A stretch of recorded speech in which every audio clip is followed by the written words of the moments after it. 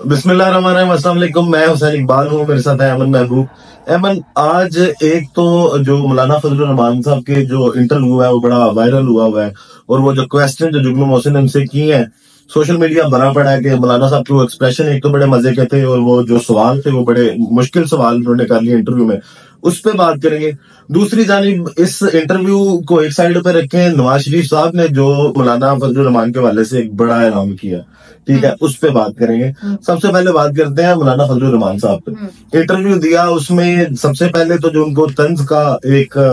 सामना करना पड़ा वो यही था जब जुगनू मोहसिन ने ये कहा कि यहाँ पे तो कम से कम इस इंटरव्यू में आप औरत की हुक्मरानी को मानेंगे ना। तो मौलाना साहब ने बड़ा शर्मिंदगी से हंसी थी और आगे से कहा कि जी अब तो पूरी दुनिया मानती है इसको। यहाँ से इंटरव्यू उनका स्टार्ट हुआ। फिर जरिया माश पे जब सवाल आया तो तब भी जो मौलाना साहब थे उनके पास कोई जवाब नहीं था। उन्होंने कहा जी मेरी वालिद साहब ने वही जो जमीनें छोड़ी हैं वो जमीनें थी, और अल्लाह की तरफ से गैबी मदद आती है। अब ये गैबी मदद आपको आई है कभी? ये गैबी मदद तो मौलाना फजलुर रहमान साहब को याद की होगी। और जहां तक औरत की हुक्मरानी की बात है तो वो उन्होंने सिर्फ इंटरव्यू की हद तक माना है। नहीं, अब ये मौलाना फजलुर रहमान साहब ने जो नवाज शरीफ साहब हैं, उनकी बेटी हैं मोहतरमा मरीम नवाज साहबा, उनके लिए अब वो ये मान चुके हैं। ये तब का इनका बयानिया था जब बेनजीर के मुखालिफ थे ये, और तब ये कहते थे कि जनाब हमें औरत की हुक्मरानी जो है वो नहीं चाहिए, और अब वो ये कहते हैं कि मैं मरीम नवाज को जो है वो वजीर आजम देखना चाहता हूँ। तो इतना रवैये में तब्दीली आ चुकी है। मौलाना फजलुर रहमान तो मरीम नवाज को वजीर आजम देखना चाहते हैं, लेकिन नवाज शरीफ के हवाले से जो एक आप बड़ी न्यूज ब्रेक करने वाले हैं वो तो जरा बताइएगा व्यूअर्स। अच्छा, नवाज शरीफ के हवाले से जो न्यूज ब्रेक करते हैं उससे पहले मैं यहाँ पे ये भी इसी इंटरव्यू का एक आखिरी जिक्र करता चलूं कि जब जुगनू मोहसिन ने इनसे बात की और एक वाकया याद करवाया इनको कि जब नजम सेठी साहब से जो खामद हैं जुगनू मोहसिन के, उनके साथ ही उनके घर गए तो वहां पे जो एक फरमाइश की थी मौलाना फजलुर रहमान साहब ने, तो जब वो सवाल उन्होंने अभी शुरू ही किया, वो वाकया शुरू किया, तो उसमें बाकायदा आंखें बाहर को आ गई मौलाना फजलुर रहमान साहब की कि पता नहीं अब ये क्या पूछने लगी हैं। तो वो वाकया कुछ यूं उन्होंने सुनाया कि जनाब जब आप मुशर्रफ दौर में मेरे घर आए थे मेरे खामद के साथ, नजम सेठी साहब के साथ, तो आपने वहां पे एक फरमाइश की थी कि आप, क्योंकि उस वक्त जो जमाली साहब थे, गफरुल्लाह जमाली साहब अल्लाह जल्ल नसीब करे फोत हो चुके हैं। अब वो उनका जो वज़ारत उज़्मा का दौर था वो खत्म हो गया, तो मुशर्रफ साहब को एक नए वज़ीर आज़म की तलाश थी। तो तब मौलाना फजलुर रहमान साहब ने ये फरमाइश की वहां पे जाके नजम सेठी साहब को कि जनाब आपके जो दोस्त हैं, जो सफीर हैं, उनसे ये कहें कि हम भी बड़े मॉडरेट से लोग हैं। मतलब वहां पे जाके मौलाना फजलुर रहमान साहब मॉडरेट हो गए ना कि मॉडरेट से लोग हैं, हमें वजीर आजम के लिए ट्राई किया जाए। तो जुगनू मोहसिन ये कहती हैं कि जी मेरे साथ फिर उन्होंने बात भी की कि मौलाना साहब मुझे क्या मैसेज दे गए हैं, तो मैंने भी उनको ये कहा कि अब वो अपने आप को मॉडरेट और एक पावर समझते हैं और वो वजीर आजम की पेशकश कर गए। तो फजलुर रहमान साहब का वजारत उज़्मा का तो ख्वाब है, बड़ा पुराना है, और अब वो सदर के ख्वाब पे बैठे हैं ना। अब आपने बात की नवाज शरीफ साहब की, अब जो अंदर की खबर है अमन, और ये खबर अभी तक कहीं किसी मीडिया पे आपको चलती नजर नहीं आएगी, लेकिन मेरे सोर्सेज के मुताबिक नवाज शरीफ साहब ने एक नई फरमाइश रख दिया है बड़े घर को कि जनाब मुझे गवर्नमेंट में, वफाकी गवर्नमेंट में मौलाना फजलुर रहमान साहब नहीं चाहिए। और अब ये वो मौलाना फजलुर रहमान साहब हैं जो हर मुश्किल में नवाज शरीफ के काम आए हैं। कैसी देखती हैं ये फरमाइश? क्या नवाज शरीफ की मौलाना फजलुर रहमान के लिए एक बड़ा सरप्राइज है? देखें, ये आपकी बात जो है तो इससे मैं काफी कड़ियां भी मिलते हुए देख सक रही हूँ कि जिस तरह से मौलाना फजलुर रहमान के बेटे की शादी की तकरीब में नवाज शरीफ नहीं हुए थे। बज़ाहिर इसके के बाकी भी हमें वहां पर तमाम बड़ी सियासी शख्सियत देखने को मिली, लेकिन नवाज शरीफ वहां पर नहीं देखे गए। और जिस तरह से पिछले गुज़श्ता पीडीएम हुकूमत की बात की जाए तो मौलाना फजलुर रहमान जो है वो सरबराह रहे हैं पीडीएम हुकूमत के, और पीपल्स पार्टी की जानिब से भी और नून लीग की जानिब से भी मौलाना फजलुर रहमान को एक बहुत ज्यादा मोतबर और बहुत ज्यादा एक अच्छा सियासतदान समझा जाता है। और उनकी जानिब से जो भी खिताब इंटरव्यूज आए हैं उसमें हमेशा हमने मौलाना फजलुर रहमान की तारीफ देखी है। लेकिन ये जो खबर आपने अभी अभी ब्रेक की है कि नवाज शरीफ साहब की ये ख्वाहिश है कि वो ये उनका एक उन्होंने अपनी वो रखी हुई है सामने कि मैं जो हूँ वो मौलाना फजलुर रहमान को जो है वो आने वाली हुकूमत में नहीं देखना चाहता। तो ये एक बड़ी जो है वो तशवीश की बात है, जरा आपने अब सोचने की जिक्र बात है। किया अमन उस शादी का, तो जब उस पे हमने वीडियो की थी ना, उस शादी में अहम बात ये थी कि आसिफ अली जरदारी साहब वहां पे थे, सादिक संजरानी साहब वहां पे थे, और वो एक बड़ा मुबाहिसा हुआ था उनका, और वो तमाम टीवी चैनल्स ने भी दिखाया और सोशल मीडिया पे भी वायरल रहा, जहाँ पे सादिक संजरानी साहब को उन्होंने कहा कि अब फैज तो चला गया, तुम क्या करोगे, तो उन्होंने कहा आप हैं ना। तो उस वीडियो के बाद भी ये सवाल जरूर उठे थे कि तकरीबन जितने भी सीनियर रहनुमा हैं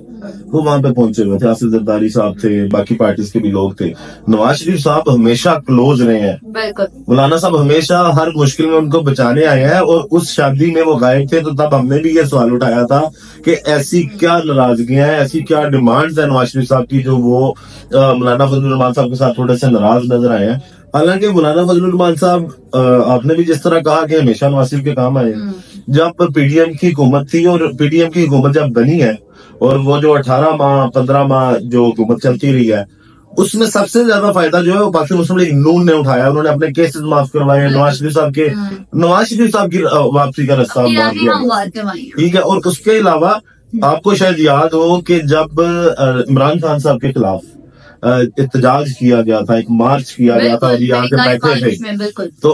तब भी उसको लीड जो है वो मौलाना फजलुर रहमान साहब ने किया था। उनके वर्कर्स आए थे, उनके वर्कर्स आके बैठे थे, और ये वही वर्कर्स हैं जिनका इंटरव्यू में वो कहते हैं कि जनाब इनका जो खर्चा पानी है, जब उनसे सवाल पूछा गया तो उन्होंने ये कहा कि जनाब हम उसी वक्त जो है वो फंड रेजिंग करते हैं और उसके बाद इनका खर्चा पूरा हो जाता है। वैसे फजलुर रहमान साहब कहते हैं कि हमारे 30 लाख जो है वो कारकुन हैं पूरी दुनिया में। तो तब स्ट्रीट पावर जब भी पाकिस्तान मुस्लिम लीग नून को चाहिए थी कि लोगों को निकालना है, बाहर एहतजाज की कॉल देनी है या कुछ भी ऐसा करना है, तो मौलाना फजलुर रहमान साहब का कंधा इस्तेमाल किया जाता था। लाहौर से मौलाना फजलुर रहमान साहब निकलते हैं, वहां पे पीपल पार्टी तब इनके साथ हाथ कर गई थी, शायद आपको याद हो कि कोई एक एक बंदा इनका लाहौर में जो कैंप लगे हुए थे उस एहतजाजी रैली के, वहां पे खिताब किया, और जब आके बैठने की बारी आई तो ना पाकिस्तान मुस्लिम लीग नून के कोई वर्कर बहुत ज्यादा थे और ना पाकिस्तान पीपल पार्टी इसमें शामिल हुई थी। तो मौलाना फजलुर रहमान साहब जो है वो ही आगे बढ़े और उन्होंने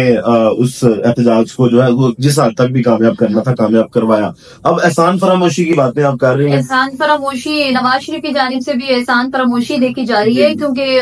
मौलाना फजलुर रहमान ने हमेशा साथ दिया है नून लीग का, और पीडीएम की जब जमाते इत्तेहाद की बात आई, 13 जमातों ने जब इत्तेहाद किया तो मौलाना फजलुर रहमान ने बहुत साथ दिया है। महंगाई मार्च हो जो भी हो, जिस तरह से आपने जिक्र किया कि आवाम को निकाला है, तो बहुत ज्यादा साथ दिया है। नवाज शरीफ की जानिब से तो एहसान फरामोशी हमने देखी है, और भी बहुत सी एहसान फरामोश शख्सियात हैं जो हमारे सामने आ रही है। आज ही जनरल बाजवा की गुफ्तगू जो सामने ख्वाजा आसिफ की जो गुफ्तगू सामने आई है जनरल बाजवा को लेकर, उन्होंने क्या कहा है, उन्होंने कहा है कि जनरल बाजवा आर्मी चीफ की तकर्रुरी के भी अहल नहीं थे। मुस्लिम लीग नून के रहनुमा ख्वाजा आसिफ ने मीडिया से गुफ्तगू की है और कहा है कि जनरल बाजवा को एक्सटेंशन का वोट देना मुनासिब फैसला नहीं था, और फायदा ये हुआ कि जनरल बाजवा की हकीकत सामने आ गई। उन्होंने कहा है कि जनरल बाजवा को सोचना चाहिए कि वो एक्सटेंशन के काबिल थे भी या नहीं, और क्या वो पहली बार आर्मी चीफ बनने के भी काबिल थे या नहीं। और उन्होंने ये भी कहा कि बल्ला सुप्रीम कोर्ट ने वापस नहीं दिया है, ऐसे इदारे ने दिया है जिसका इलेक्शन से ताल्लुक है।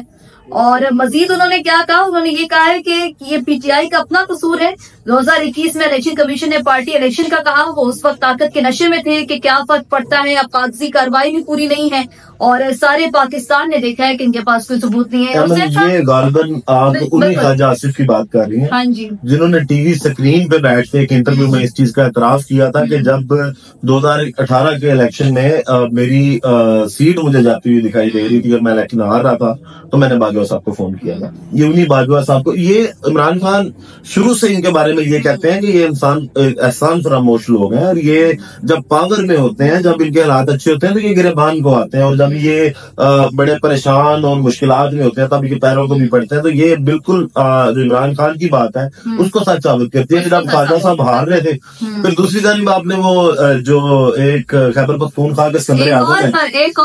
वो बड़ी नाजुक सी तबीयत वाले, ठीक है, परवेज खटक साहब, वो भी ये कहते हैं जनाब मेरा पीटीआई का मेरे पे कोई एहसान नहीं है, इमरान खान का मेरे पे कोई एहसान नहीं है, मेरी वजह से उनकी हुकूमत बनी थी। तो इंतखाबात में उनकी वजह से हुकूमत बनी थी या किसी और पावर की वजह से हुकूमत बनी थी, इसका तो जो है वो नतीजा आ जाएगा। सारी जो वो अपने ऊपर ले रहे हैं क्रेडिट्स, कह रहे हैं सेहत सहूलत प्रोग्राम मेरा था, मैंने जो है खैबर पख्तूनख्वा का जो है हुकूमत कायम की, मैं था तो हुकूमत कायम हुई वरना हुकूमत नहीं चलनी थी। तो ये सारी एहसान फरामोशी की और चीजें हैं। दूसरी बात जो ख्वाजा आसिफ साहब की आपने बताई कि उन्होंने पहले के फैसले पे भी बात की, उस पे देखें अब ये भी फैसला जो है ना वो आने वाले दिनों में हो जाएगा। दिलचस्प अब जो सूरत हाल बनेगी, अमन मैंने पहले भी वीडियो में आपसे बात की थी कि वो इलेक्शन के बाद की होगी, कि इलेक्शन के बाद क्या मामला तो होंगे। आज सुहेल वड़ाई साहब ने जो कॉलम लिखा उसमें सुहेल वड़ाई साहब भी हमेशा आपको पता है कि वो पाकिस्तान मुस्लिम लीग नून के तरफ कहीं ना कहीं साथ रहते हैं और बड़े घर के साथ भी उनके होते हैं, ताल्लुकात हमेशा अच्छे रहे। तो आज उन्होंने भी अपने कॉलम में इसी चीज का एतराफ किया, उन्होंने कहा ऐसे नहीं चलेगा कि जो आप कर रहे हैं ना, जो जोर आजमाई हो रही है और पीटीआई को जिस तरह निकाला जा रहा है। फिर पाकिस्तान पीपल पार्टी का 1988 का हवाला भी उसमें उन्होंने लिखा कि कैसे जब वो बाद में हुकूमत में आए तो जो उनके खिलाफ तमाम तर मामला थे तो वो ताश के पत्तों की तरह बिखर गए। तो अब भी उन्होंने कहा कि जिस दिन पाकिस्तान तहरीक इंसाफ के हालात थोड़े से बेहतर हो गए तो ये जो निजाम इस वक्त सारा बना हुआ है ये ताश के पत्तों की तरह बिखरता हुआ दिखाई देगा आपको। ये आज सुहेल वड़ाई साहब भी और बहुत से लोग,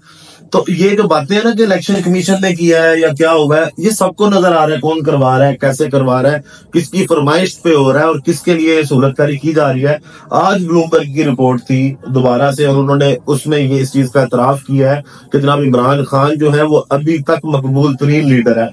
जो पाकिस्तान के जितने लीडर हैं, नवाज शरीफ साहब दूसरे नंबर पे हैं, लेकिन अभी भी इमरान खान जो है वो मकबूल तरीन लीडर है। तो आप इन चीजों का इनकार सिर्फ तब तक कर सकते हैं जब तक आपके पास पावर है। आपको लगता है कि इस मदारी में जो इस बार मदारी होगी उसमें जो वो बंदर का किरदार है वो आपका है और आपको आगे लगा के नचाया जा रहा है और पीछे जो मदारी वाले हैं वो आप पे भरोसा कर रहे हैं कि जो वो कहेंगे वो आप करेंगे। लेकिन नवाज शरीफ की हमेशा टकराव की सियासत रही है और उनकी अपनी पार्टी के लोग भी उनको बार बार वार्न कर रहे हैं। मुशर्रफ खान साहब ने भी ये बात की थी कि आप जिस तरह की टकराव की सोच रखते हैं या आप जिस तरह वज़ीर आज़म बनना चाहते हैं इस हाइब्रिड प्लस मॉडल में आप ऐसे नहीं बन सकते। तो ये मामला जो है वो इलेक्शन के बाद तमाम तर क्लियर हो जाएंगे और जिस दिन पाकिस्तान तहरीक इंसाफ दोबारा पावर में आई या उनके लिए हवा अच्छी चली तो ये जो निजाम अभी सारा इनको लग रहा है ना कि इनके हाथों में, ये ताश के पत्तों की तरह बिखर जाएगा। बाकी वीडियो का इख्तिताम करते हैं इसी दुआ के साथ कि अल्लाह ताला पाकिस्तान पर अपनी रहमत नाज़िल करे। पाकिस्तान जिंदाबाद।